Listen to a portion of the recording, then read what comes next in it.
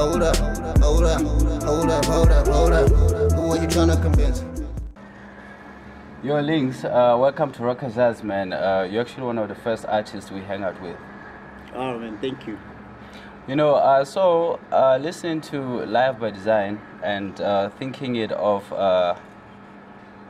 of it as the first project, and given the space where the hip hop is, both nationally and globally, you know, it makes it quite a unique project, you know. So I'd just like to know what inspired the title, the content, and maybe the sound that you went with when you made this album. All right, man. Look, the title of the album was inspired by the transitional point in my life that I was going through. So it was basically me moving from like the normal way of doing things and into living in a way that I think, you know, like would be best for me to achieve the things that I wanted to achieve in life, you know. And the content within the album actually goes on about these transitions that I was going through, you know, ranging from everything from family to, you know, like trying to get things that you should do so that you can make money and that sort of stuff, and also balancing, you know, like all these other dynamics in my life. Yeah. And you know, speaking of content, there's actually a couple of interesting things that I would like us to talk about. Yeah. You know, on Extra Cash, on All the Time I Have, it feels like you got into trouble with family and most probably the special someone in your life, you know. So can you explain to us, you know, some of the dynamics or the challenges that you had to deal with as an unsigned artist? Yeah, man. Look, family issues were major. You know, I wouldn't really call it trouble, but the issues were major because what happened was that I was doing a practical training, right, with a certain company. And then after completing my practicals, I didn't get absorbed into the company. Basically, you know, like everything just fell apart. So like, would you have never got these raps if you were in the company? My man, I've been living a different life, you know, my normal 9 to 5. Big shout out to the company, you know? Man. So that happened, and you know, like everything just collapsed, and then I had to move back home, man. You know what I mean?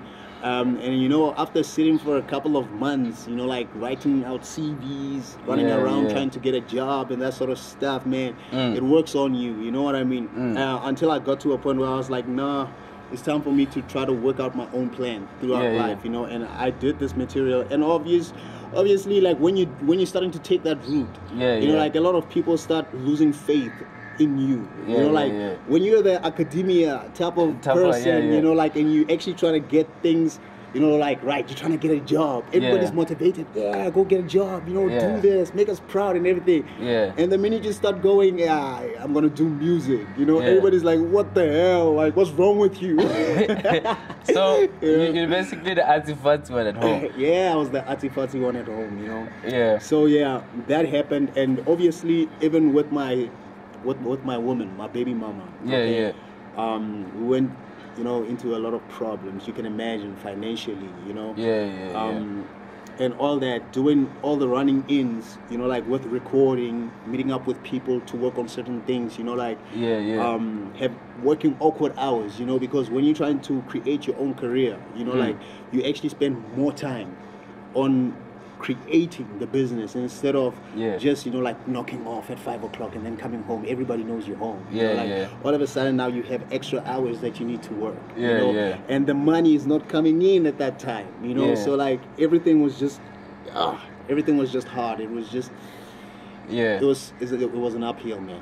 Wow, man. But well, we're happy the project is here. The streets can feed off, you know. So, looking at it, you know, just to proceed, you seem quite selective about the people you actually surround yourself with.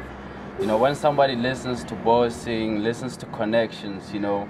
So most like when whatever that you just explained happened, you know, you decided to be selective about that. I don't know if that's the case, but how important is it for you to have certain people around you? Extremely important, you know. the people around you control the dynamics about your daily lives. You know what I mean? These are the people that you're going to talk to on a daily basis. These are the people that you're going to share ideas with. These are the people that are going to motivate you or break you, or however you want to put it, okay? But the people that you surround yourself with, you know, are very influential into your life, okay?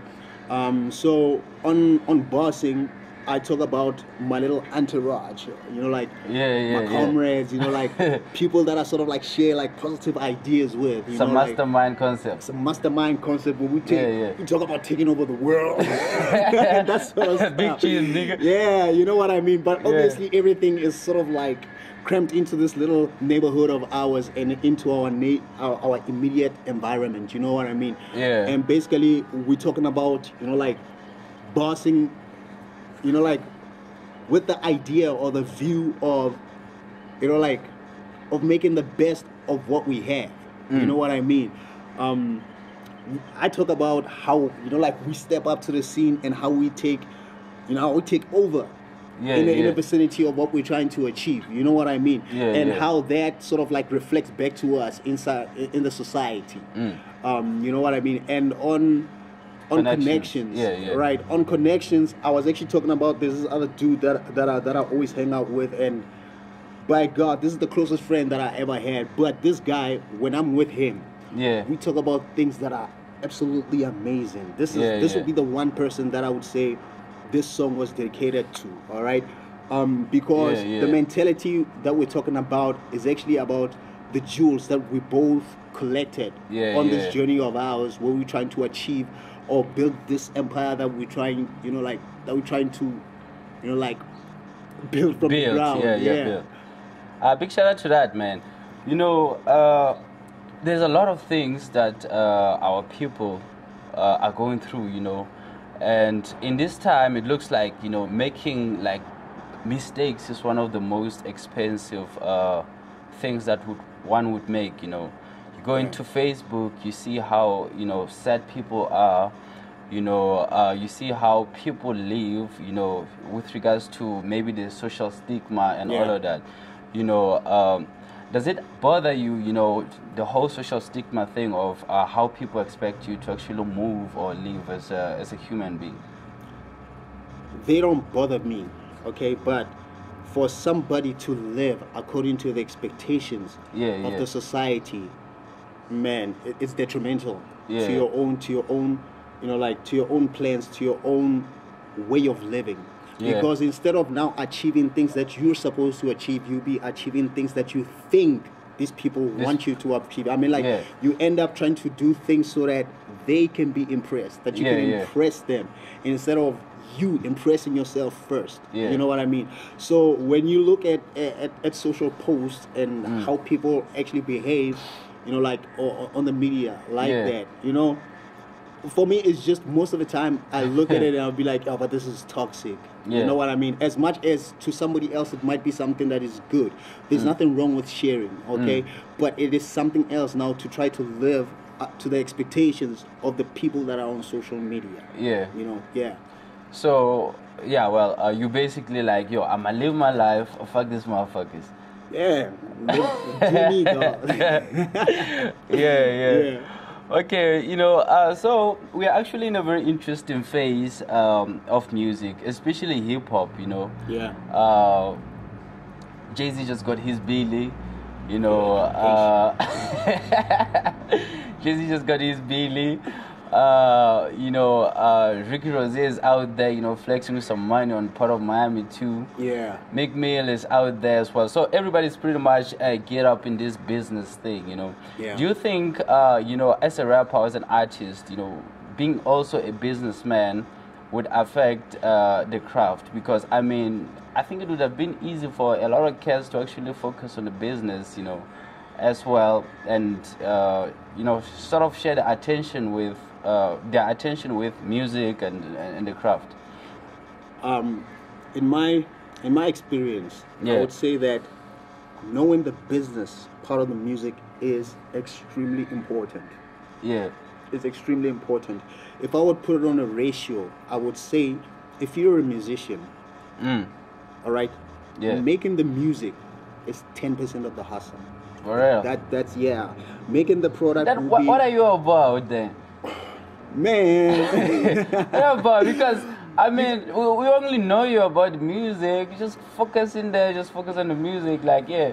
No, well, it's a good thing that you know me for the music, because that's exactly what I want people to know me for the music. All right, and my other business and that sort of stuff, that is that's just my business. It's just me minding my business. Okay, but in terms of being an artist and a businessman, all right, it is important to incorporate the business knowledge.